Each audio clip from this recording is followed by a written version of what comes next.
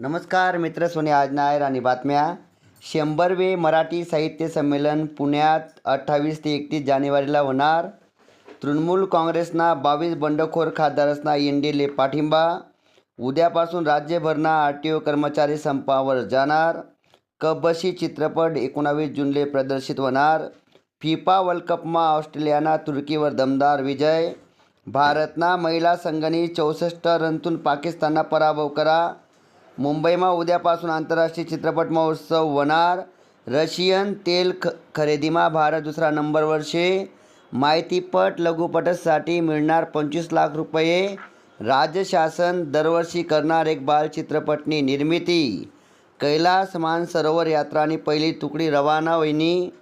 महिला T20 विश्वचषकमा गतविजेता न्यूझीलंडले waste इंडिजने 10 वर्षांनंतर पराभूत कर.